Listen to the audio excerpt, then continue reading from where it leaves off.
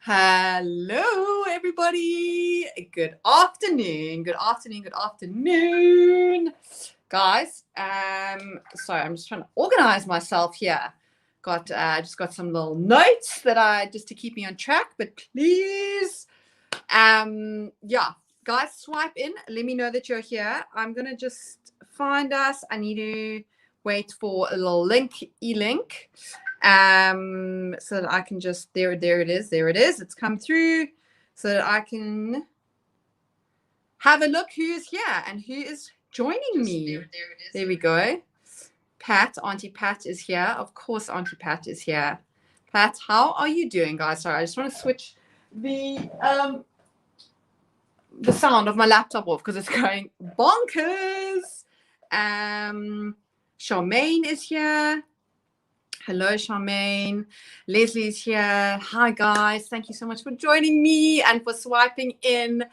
This is totally going to be a little bit of a different Jeff Ed in that I'm really just going to talk more about my mental health story. I mean, obviously this month, Women's Month, but we're also partnering with SADAG, creating mental health awareness, and, you know, talking about why it's important. So I'm literally, just going to talk about my journey with mental health. I think a lot of you have heard a little bit about it, but maybe not the whole thing. And then if you guys have questions along the way, please pop them in to the comments. Let me know if you have any thoughts or if you have any questions about my journey and how I dealt with everything and how I'm still dealing with it. Then please feel free to pop those in. So let me just see here. Who has swiped in while I've been chatting? Okay. Adele. Hi, Adele. Pat is good. Amazing, Pat. Nicole is here. Kieran is here. Kate, Nancy, Ivor, Shawee, guys. So many of you swiping in. This is amazing. Thank you so much. This is incredible. The support is so nice to have people here and know that I'm talking to someone. So that's great. But yeah, guys, I'm gonna give it like another 30 seconds, okay, for people to swipe in and join us. And then I'm gonna get going. But again, guys, just mental health, it's something that is really close to my heart. I'm truly passionate about it because I have struggled with it for a portion of my life, and sometimes I do still struggle with it. It's something that kind of doesn't really ever disappear. It's always there. But I think what I really want people to know and to understand that it is always okay to talk about it. It should not be a taboo subject whatsoever, and we should always feel like we have those people or those community who understand us, who will listen to us, and who will hear us. And that's the most important thing, is that you always feel like you have someone who will hear you. Carmen is here. I also saw Nicole Celiers has swiped in. Nix, good to see you. Liesel's here.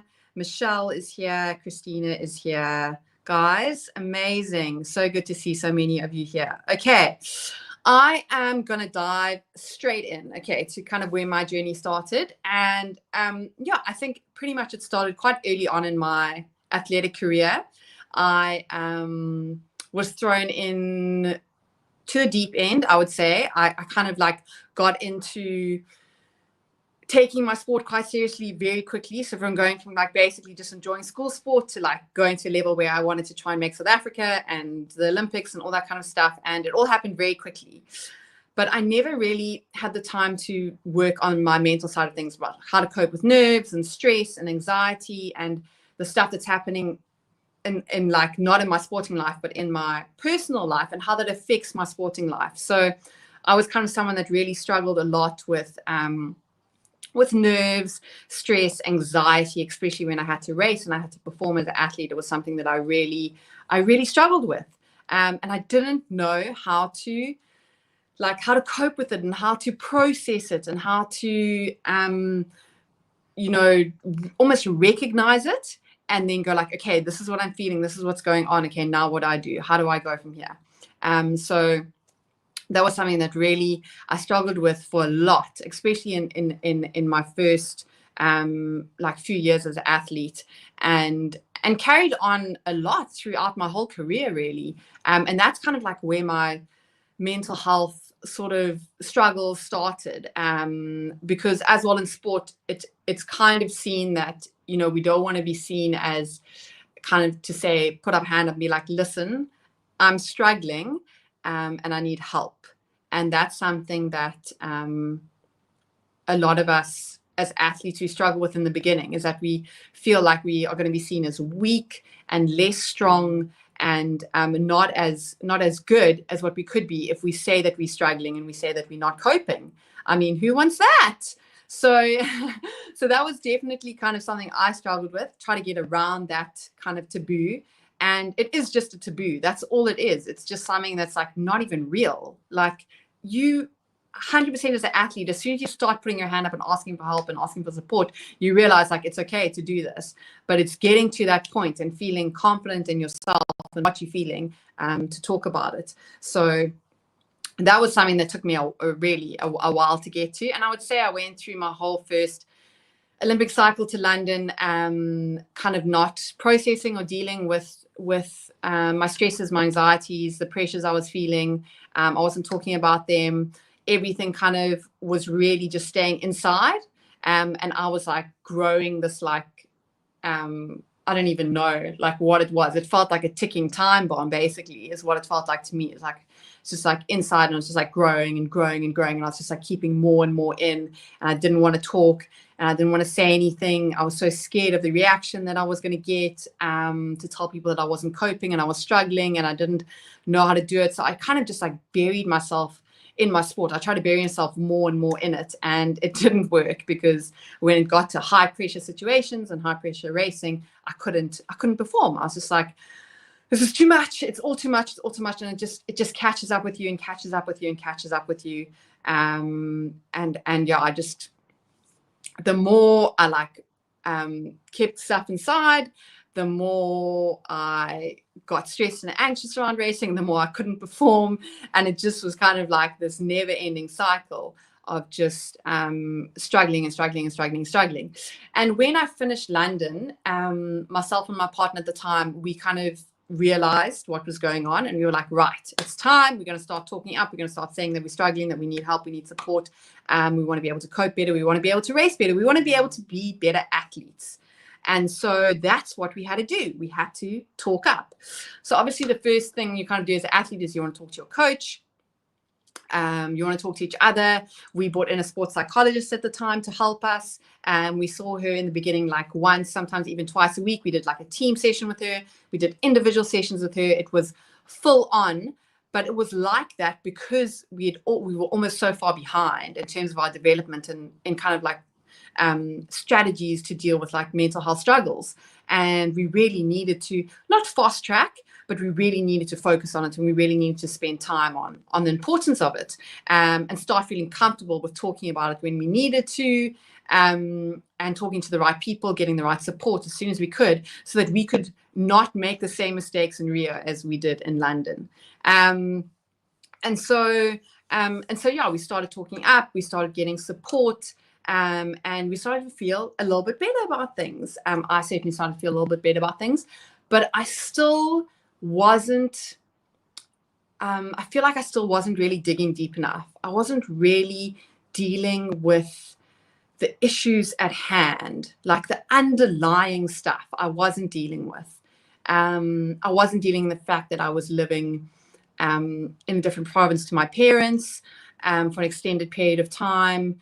I, wasn't dealing with the fact that, I kind of missed them. I missed that family time. I missed that contact, and it affected me a lot. I have a very close family, and it was really taking a toll on me, and I wasn't really dealing with that. I wasn't dealing with the fact that I felt like I was more stressed and anxious than other people were around competing and training at the level that I needed to.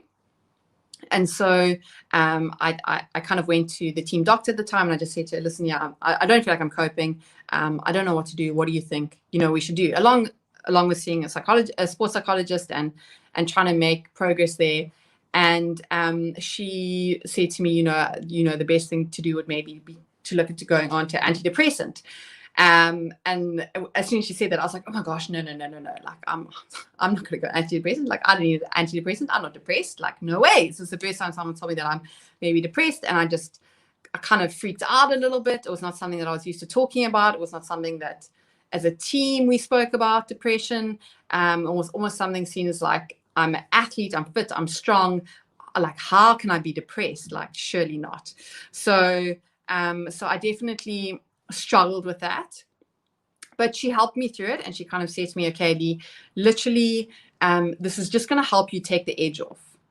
And I was like, okay, well, I mean, I'm not totally sure what that means, but you know what? I don't feel like anything. I feel like I need more help. I feel like what I'm doing is working, but I do feel like I need more help. And that was obviously because I was depressed. I was kind of like in this dark hole that I couldn't get out of, no matter like whether I was seeing a psychologist or I wasn't. I was still depressed, and what I was doing wasn't helping, and I needed something more. And that's obviously where the antidepressant came in. And like, I feel totally okay to talk about this to you guys, because it's like, honestly, from, basically from my whole cycle from London to Rio, I was on antidepressants because I just wasn't coping. There was stuff in my personal life, there was stuff outside that I wasn't able to deal with. And as you know, my doctor said to me, this will just take the edge off. And that's exactly what it did. It took the edge off. It helped me to cope better. It helped me to train better, to compete better, deal with anxiety and stress better.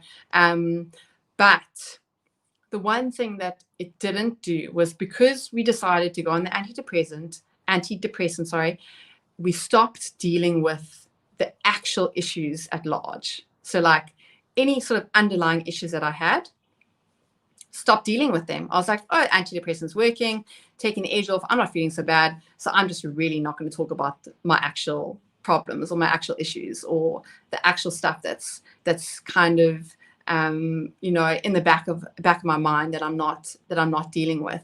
And I think that is the thing that really affected me quite badly, is that now for the next 4 years leading to Rio, I was able to cope better, but there was still stuff going on that I wasn't coping with, I wasn't talking about. So as a team, we were a better fit. Like myself and my partner rowing together, we spoke to each other more, we spoke to our coach, we involved each other.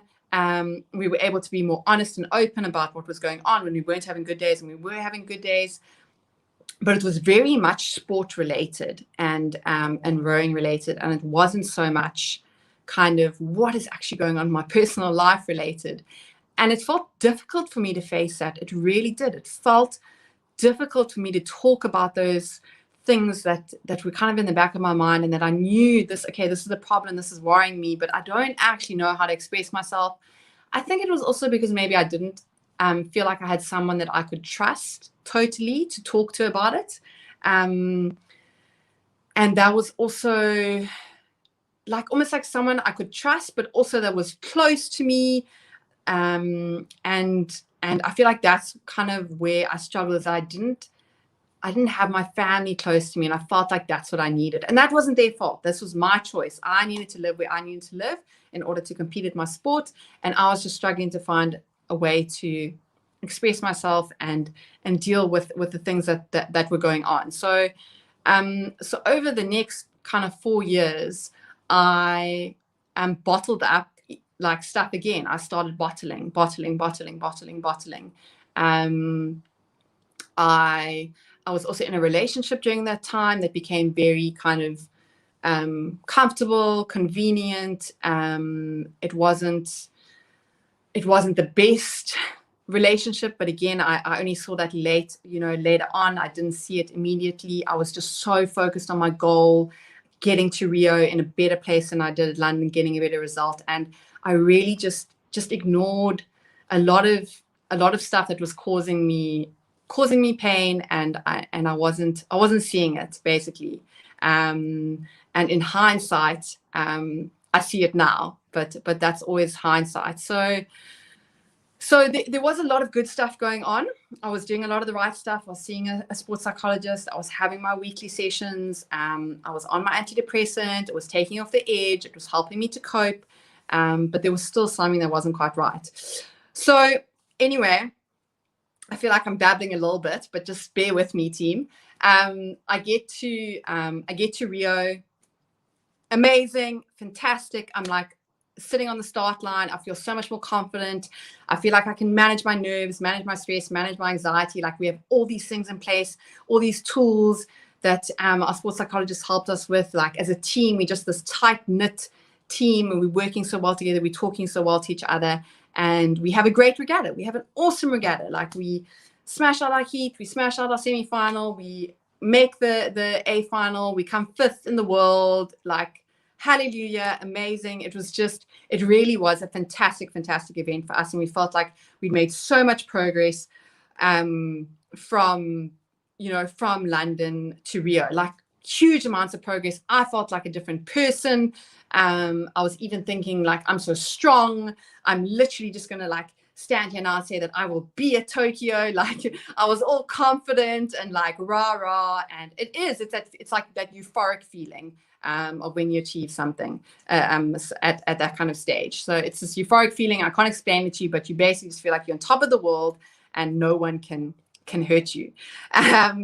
But yeah, then I got back from Rio, and basically things started to fall apart very quickly for me. There was stuff going on. Sure, guys, I feel like I'm going to get emotional now. But there was stuff going on in my personal life, in my family life. My parents weren't going through a great time, and my mum had kept it from me to try and protect me, so that I could prepare for Rio, and that I didn't have that playing on my mind. So that kind of came out, and I felt like I'd been focusing too much on my rowing, and I hadn't been giving enough attention to my family at the time. And so I started to feel guilty, and then I had to start thinking about, okay, what's next with my life? Can I actually go for another cycle? Can't I? Do I need to stop rowing? Do I need to go support my family? What do I need to do? Like I was quite a mess, I'm not gonna lie. And there was like some financial strain going on. SASCOC had supported us up to Rio, but then said that if we don't carry on training, they're not going to support us anymore. So I had to go straight into a job because I hadn't decided if I was going to carry on or not. So I went to go work at a school and start coaching rowing there quite quickly because I needed the finances. And so I kind of went from being on like top of the world, basically like feeling the best I've ever felt, to feeling quite low quite quickly. My life changed very quickly from like living the dream, living the athlete dream, to now like going straight into reality, and starting to realize like what the real life was like. It was not, I don't know what I had envisioned, but basically I hadn't prepared myself for this change at all. I had not prepared myself. I thought it was going to be an easy shift. It wasn't. I missed rowing. I missed the training, but also I didn't feel motivated to train. I didn't want to get back in the boat. Like, I think if I thought I was depressed leading up to Rio, now I was like even more, like I felt like I was falling even more into depression. I couldn't really see a way forward. I was very lost. And I didn't really know where to go for support at all. I didn't know where to go. I was out of the system. There was nothing for me there for me anymore. And I was still trying to make a decision, like, am I going to come back? Am I not going to come back? I wasn't really training. I was like half in, half out. It was like all over the place. And I just, I wasn't in a good space. And so I said, I'm really going to give myself like a year to make this decision. I'm not going to rush into it. And in that year, in 2017, like a lot of stuff happened. I ended a 8-year relationship. My parents obviously went through a rough time that we kind of weren't understanding. And I became unmotivated. I started putting on weight. I either ate a lot or I ate nothing at all. I was sleeping all day. I was struggling to get up in the morning to motivate myself to get up. My alarm would go off and I'd just be like, not happening. I didn't enjoy exercise. Like, this was like a polar opposite person to what I was. And what also happened, I think what I forgot to mention was that I obviously told you I was on the antidepressants, and then I came off them, but I came off like cold turkey. I didn't even know what I was thinking. I think because I didn't understand them well enough, the medication well enough, that I literally went from taking, one every second day or one a day, whatever I was on, to taking none, like within a day. And you can't do that with antidepressants. You have to like wean yourself off. You have to go from like one every day to like one every second day to like one every third day to like half, to like, you got to wean yourself off. Otherwise you just like go cold turkey, and then if you thought you were a mess before that, you're even more of a mess. So yeah, I decided, like, it was I don't know why I took that decision, but I was just like, listen, I don't want to be on the stuff. I'm fine. And now I'm off it. I don't want to be on medication anymore. And that was, probably one of the worst decisions I ever made. Because, as I said, that like 2017 was probably one of the worst years of my life. I just struggled so much. I felt so alone. Even though at the time I was actually living with my brother, I felt so alone. I felt like I didn't have anyone to talk to. I felt like no one understood me. I started questioning my life decisions. Like, was it worth it for me to spend 10 years training for the Olympics? Like, look what my life is now. Is this worth it? Isn't it? I honestly didn't know if I was coming or going. It was not a fun time. And I kind of had to work through it. I think people started recognizing what was going on with me. Slowly but surely, I started talking to other people, other rowers, being like, are you also going through this? Or you're also feeling some of the stuff that I'm feeling? And we started to find like commonalities, and that, like, yes, we were feeling this and we were going through this. And that started helping me. And slowly but surely, I like started to talk about it a little bit more. I went to see another psychologist to help me to just deal with a lot of the stuff that I hadn't dealt with while I was rowing, and like all that stuff that I was bottling up started to like come out slowly but surely. I started to talk about it. I started to put stuff into perspective. I think that was the main thing in 2017. I couldn't put things into perspective. It was like I was living in like this fog, and I couldn't see clearly. Like, if that's maybe like a way to try and explain it, I couldn't see clearly at all. So it was really quite difficult for me to conceptualize things, to put things into perspective. But I started to seek help. And I also made a call in my career. I just said, you know what, it's not worth it. There's so much stuff that I haven't dealt with. Going into Rio, I'm not gonna like do that again. If I can't do this, properly, then I'm not gonna do it at all. And that's kind of why I made my decision. I mean, there were many factors, but the main one I think was definitely to do with my family. I wanted to spend more time with them. I wanted to enjoy that time in my life with them. And I decided enough's enough. I'm done. I think that decision took a lot of weight off my shoulders, because then I could move on. I could start looking what's next. And that's kind of like how it evolved. And I moved back to Cape Town and I spent time with my family, and it was great. But my athlete transition was hectic, and it's basically like still going on. I'm still trying to identify myself as a person, because I've always been identified as an athlete. Like, that's who I am. And it's been a struggle. It really has. And it's taken me a long time. I mean, it's 5 years, almost 6 years since I was at Rio, and I still feel like I struggle with like that identity within myself. But I'm getting there. Like, it's still a daily thing for me, and it's still something that I struggle with. But I'm finding more and more people in this world who feel like have gone through the same things as me, or feeling the same feelings as me, whether they're athlete or not, helping me to, find my identity outside of being just a rower and Olympian. And I feel like a much better person. I feel like I have a much more like grounded. I see things a lot better with perspective now. And I'm getting there. So it's been a rough ride, guys. That's what I'm trying to say. It's been a rough ride, but I think I wanted to share, because I just wanted to let you know that we all go through these things. Even though I'm an Olympian and an athlete and I've like achieved great things, I also went through a hell of a lot of struggle to get there. And it's not all like rainbows and sunshine, I would say. So I think that's kind of the bottom line of what I wanted to share, is that it's not always kind of what it seems. And I just wanted to let people know that there's always a way out. There's always someone to talk to. There's always someone to listen to.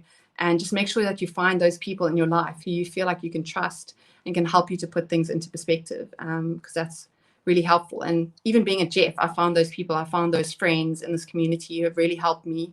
And yeah, forever grateful for them. So that's sure, guys, that's kind of my story. I know I've been babbling for like 25 minutes. Cheapers. And I can see lots of things have been coming up here. But yeah, please let me know if you have any questions. Taryn was here. Liesel, thank you so much for sharing your story. Really love to learn to talk and not bottle up. I just bottle everything up here. It's so important to talk, guys. Talk. Don't bottle. Bottle causes more harm. Who else here? Marion, thank you for sharing your story. You underestimate mental health so much. Totally. It's not easy spinning your life story, ups and downs. You're strong and brave. Thank you. Thanks, Michelle. You're amazing. Currently weaning off my antidote because I feel that outside of this episode is dealt with and under control. But I have many episodes in the last 15 years, but Jeff community. Totally, Nicole. Totally. Guys, I'm going to get back to all your comments and stuff and read them properly and totally get back to you. People just saying thank you for sharing. Well done, embracing the ride. If there are downs, there can't be ups. Exactly. Sure, guys, so many comments. Wow, I'm overwhelmed. Such a beautiful way. So in front of the rainbows. Totally agree. Not the feeling antidepressants are very helpful, but sometimes we need to be strong to overcome them all. Till date, it still hurts, but believe me, you'll be a bit totally misbeginningly, but so glad sometimes the soon to hear this thing so much. Guys, amazing. Thank you so much for your comments. If anyone else has comments or questions, please let me know. I'm happy to. That was like a very short summary of my story. I could talk about this for like 3 hours. Trust me. So if anyone wants to talk to me personally, pop me a DM. I'm happy to speak more about it. I'm happy to talk about my journey with antidepressants as well. That was a tough one for me. And it's always like finding the right one to go on and stuff like that. So it's very like person specific, but it's a tough journey to have to go on. And I think the message is that don't underestimate like what you're feeling. Please, guys, do not underestimate it. If you feel like there's something underlying and you like it's causing you anxiety and it's like sitting in your chest, speak about it. Okay, speak up about it. Try and find someone to talk to. I promise you, someone's gonna be like, I totally relate with you. I totally know what you're talking about. I feel this too. I've gone through it. Like for me, I was so scared for so many years because I thought when I talk up and when I say something, people are going to be like, what are you talking about? Like, no, I don't feel like that at all. But as I started speaking up and becoming like truthful about my feelings, people were like, yeah, 100%. I also feel like that. And then you try to start to find like common, people who have things in common with you. And that's like super, super helpful. So yeah, it's just, make sure that you really find someone to talk to about these things, guys. At the end of the day, we all human. I think that's what's important, is that we're not invincible. We're all human. It's okay to not be okay. It's okay to struggle. It's okay to admit you're not coping.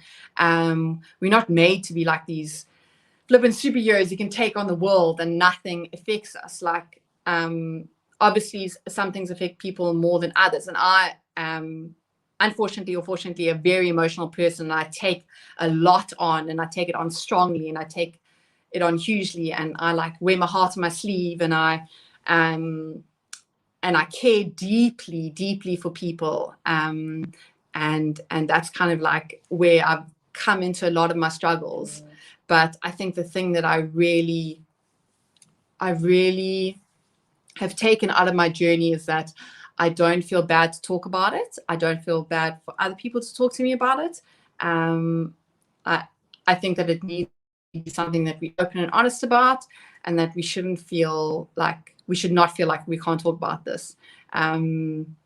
It's difficult. I know that it's difficult. It really is. I'm not saying that it's not. You often feel alone. But try and find that one person that you can really talk to, basically, and confide in. Tanya's saying here, this made me think of something Siri shared last year. Your self-worth is not attached to what you do or what you have. It's about who you are as a person and your relationship with others. So you are more than just an athlete, Lee. You're a beautiful, inspiring human being. Thanks, Tanya. Gosh, guys, when I read these things, it makes me truly emotional because I think it's been such a struggle for me to find my identity outside of being an athlete. It really has taken me a long time, and I still struggle with it. I still feel like sometimes I think that was the only thing that I was good at. That's like the only way that I see my worth is when I'm an athlete. So it's really something that has been a struggle for me and something that I still struggle with. But I'm getting there. I really am getting there, and with like the support of my friends, my family, my community, you guys, it's getting easier and easier each day. But it takes time. It really takes time, and you have to put in the work. That's also the thing with dealing with depression and mental health struggles, that you do need to put in the work. You do need to get perspective on things. Find coping mechanisms. All those kind of things. So that's also really important. That kind of doesn't just happen on its own. You've got to reach out for help. Guys, I don't know if anyone else has any more comments. I know that I'm going over time, but I spoke for so long and I don't want to miss anyone's comments. I will definitely go back and read. I see people have written me like some essays here, so I'm definitely going to go back and have a read, and I'll comment back to you guys for sure. But yeah, guys, thank you so much for listening to my story. I know it's long, but again, like I can talk about this for hours on end. That was like the shortest summary I could make of what's going on. And please reach out if you want to talk more about it. I'm super comfortable talking about the subject. I'm super comfortable to help anyone who wants to open up about it. I really want people to talk more about it, and for it to be people to be more open and honest about it. And I think the awareness we're creating this month around it is really awesome, and I'm so happy about it. And I will continue to share my thoughts and journey around it. I know I haven't really actually shared before, so this is actually kind of the first time that anyone kind of knows what I've been through. But yeah, just know if any of this resonates with you, you're definitely not alone. 100% you are not alone, and you have a community that you can reach out to and feel supported by. So please, guys, don't bottle up. Lots of people here saying, I bottle up. And it's not a good thing. Sorry, to see one question here, Alrita. I wonder why talking about the real emotions is so difficult. Things make sense in my head, but I struggle to get the right words to get it out there. So true, Alrita. So true. It's because when we talk about our emotions, we're being vulnerable. And vulnerability is always a risk, because you don't know how you're going to, what reaction you're going to back. So that's why we find it difficult, because inside our heads, we're like, this makes sense. Of course, this is how I feel. But when you're going to voice it, now you like voicing it to someone, you're being vulnerable, and then you are waiting for their reaction. But in the meantime, you are worried about how they're going to react. You're worried, oh my God, are they going to take this well? Are they going to give me something negative? Is it going to be positive? I don't know. It like causes this anxiety, and being vulnerable is really hard. That's why it's important to try and find someone you feel like you can trust and you can confide in when you first start trying to express those emotions and those feelings. And once you feel confident about it, and you know that what you're saying is like, this is totally fine, what I'm feeling, this is totally normal, then it becomes easier and easier. So at first it's really difficult, it is, but it does become easier and easier as you go. Alrita, happy to talk to you more about that if you want, and kind of how I worked through it and dealt with it. But yeah, it's difficult. Being vulnerable is really difficult. Tanya, again, you're amazing and already won this battle because you're aware of your feelings and you're doing the work and you're talking about it, and inspiring and helping others. That's the goal. That's exactly, guys, talking about it. That's where the win comes in. So we need to keep doing that. Okay. Team, sure. I'm like 5 minutes over. I can see some people are a little bit dropping off. So I'm going to end I'm going to end it here. Okay.